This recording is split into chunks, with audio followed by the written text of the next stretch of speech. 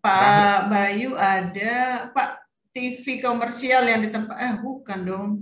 untuk retail Untuk grocery, retail grocery ya, pemasangan lampu TL LED sebaiknya di atas lorong tengah, antar gondola atau horizontal di atas gondola, Pak.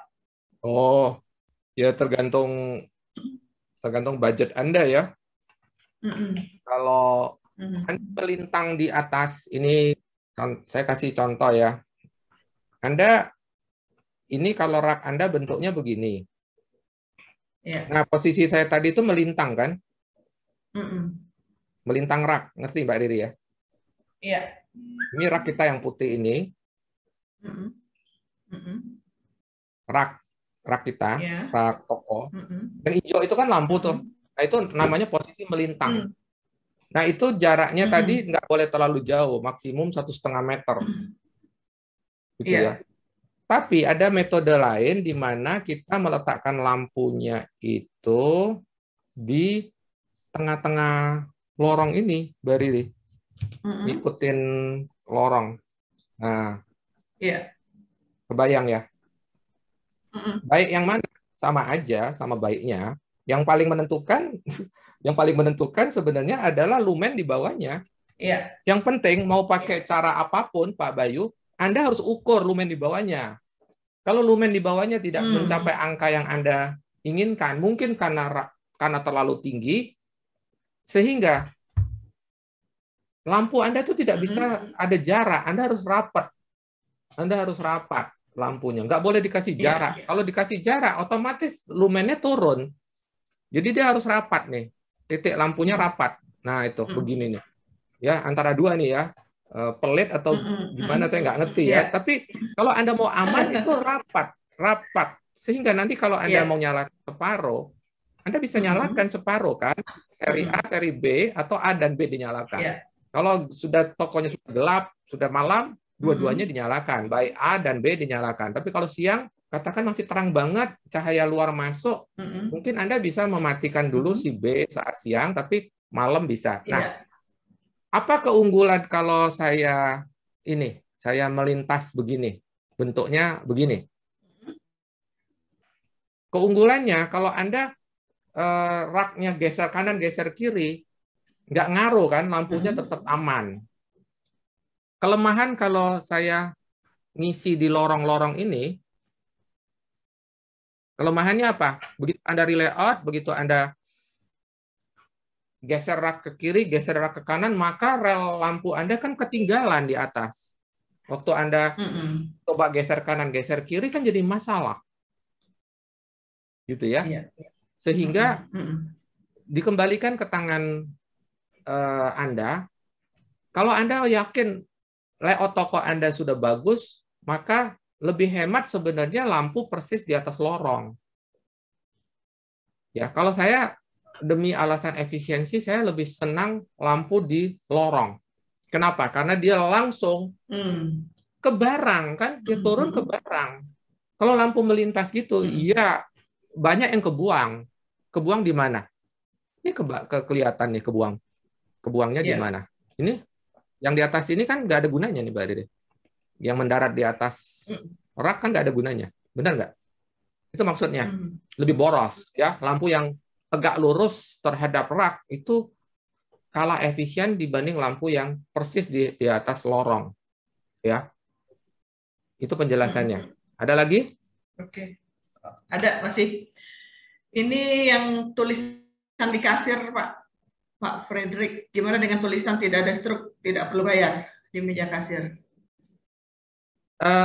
Maksud kita baik, tapi penyampaian kita juga harus lebih baik lagi. Kan maksud kita yang baik ini melukai pelanggan gitu ya. Rancanglah tulisan yang enak didengar gitu ya. Anda tujuannya apa? Tujuannya kita orang belanja harus ada stroke gitu ya. Ya, Anda bisa gunakan bahasa yang ini. Contoh Pak Fredrik kasih saya. Yang Anda pasang apa tulisannya? Silakan. Ya itu tadi. Tidak ada stroke, tidak perlu bayar. Tidak perlu bayar. Tidak ada stroke. Tidak tidak perlu perlu bayar. Bayar. bayar. Oke nggak ini? Tidak ada stroke, tidak perlu bayar. Oke, Kata tidak itu. Oke, tapi tidak terlalu nice ya. Tidak terlalu nice ya. Anda bisa Ya. mengarang, nah ini lagi PR kita untuk copywriting, Anda bisa menulis sesuatu yang lebih menyentuh perasaan gitu ya. Contohnya Anda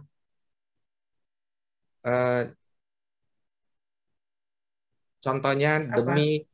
demi keamanan bersama, pastikan, nah gitu ya, seolah-olah itu untuk kepentingan yang bersangkutan ya. Contoh ya, saya akan nulis demi kenyamanan bersama,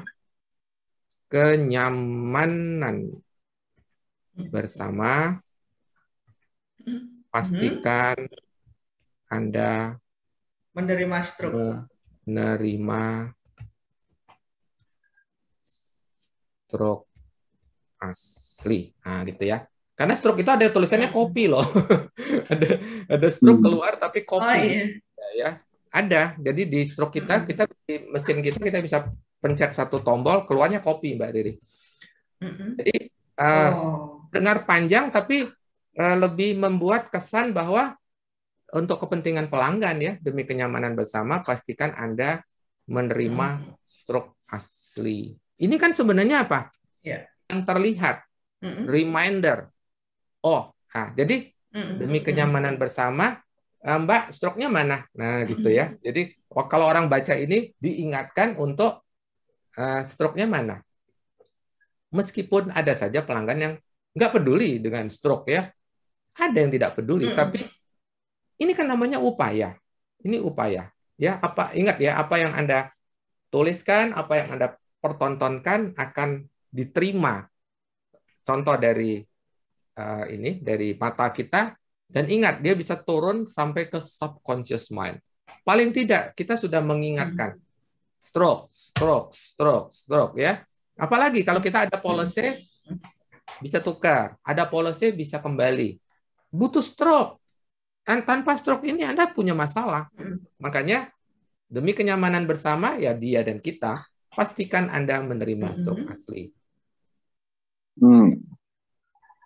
Ini tidak terlalu negatif, tapi kesannya apa? So what?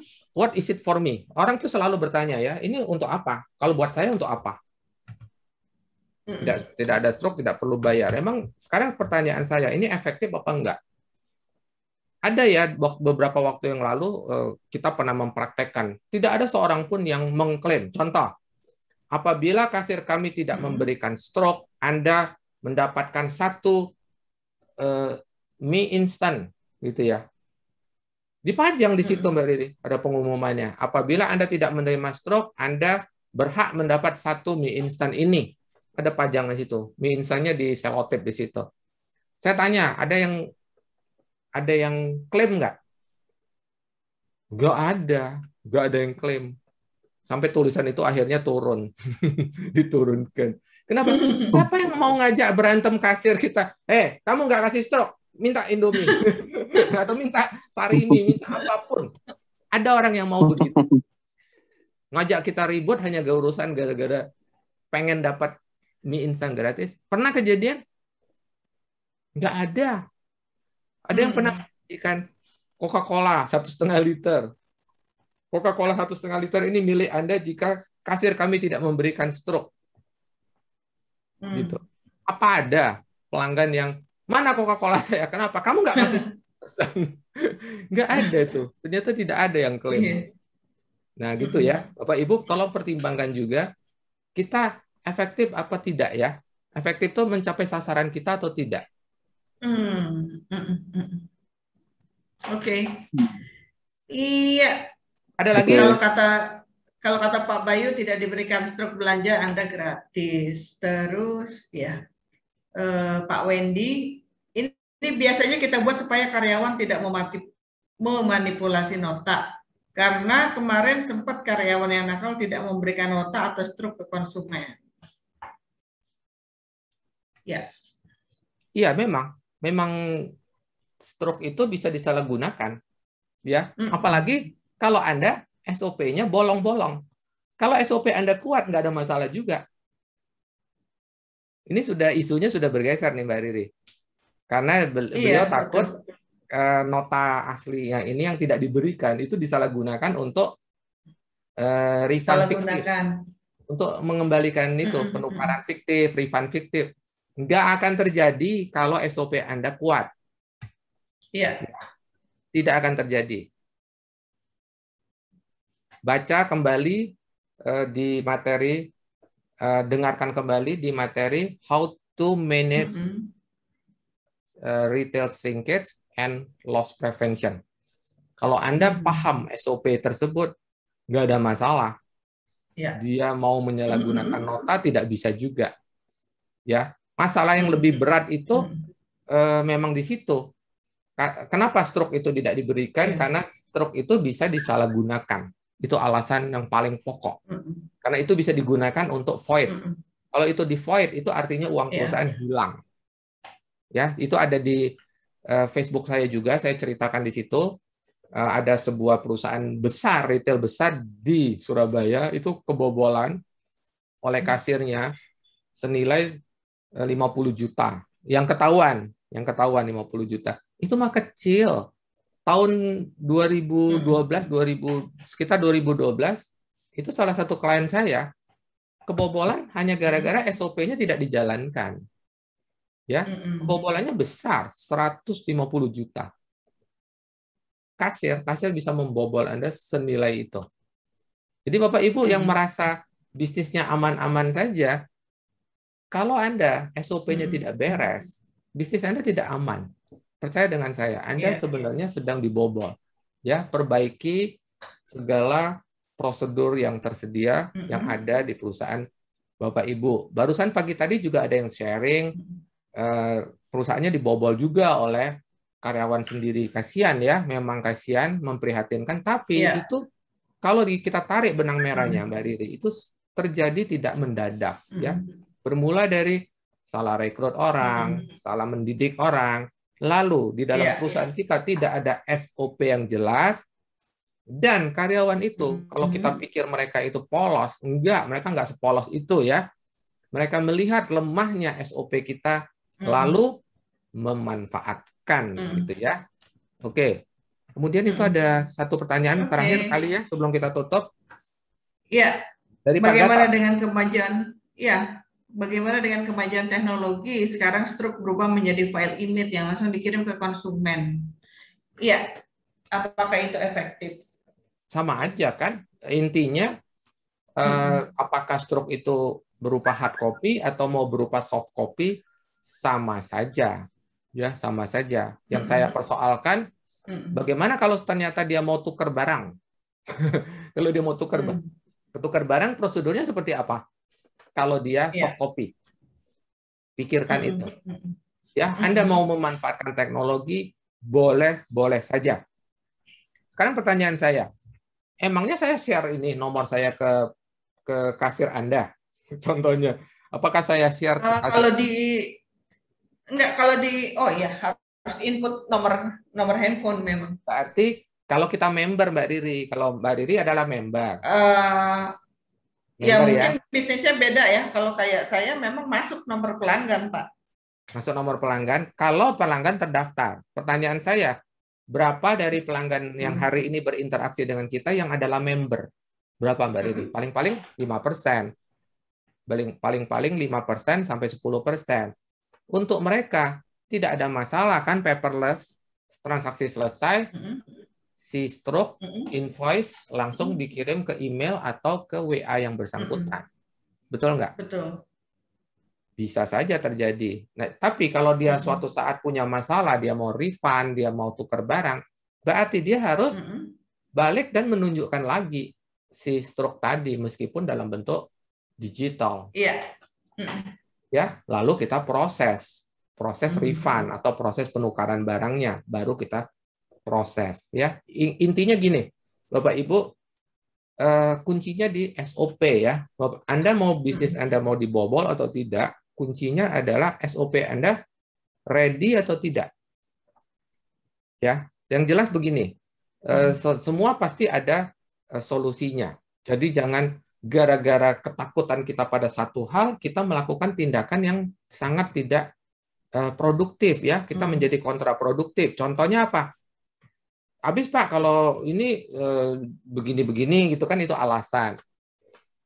Gara-gara kejadian itulah kita berpikir ya, bagaimana solusinya. Apa solusi yang lebih baik ya, selalu ada. Begitu Mbak Riri, rasanya kita akhiri. Ya. Kita lanjutkan dengan ambience yang minggu depan lain, ya.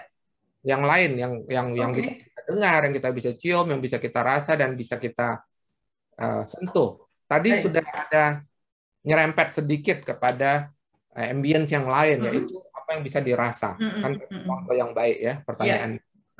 Baik, silakan Mbak Riri, kita tutup. Silakan subscribe, like, and share jika Anda memandang materi ini bermanfaat. Sampai kita berjumpa lagi. Salam, grow, and prosper.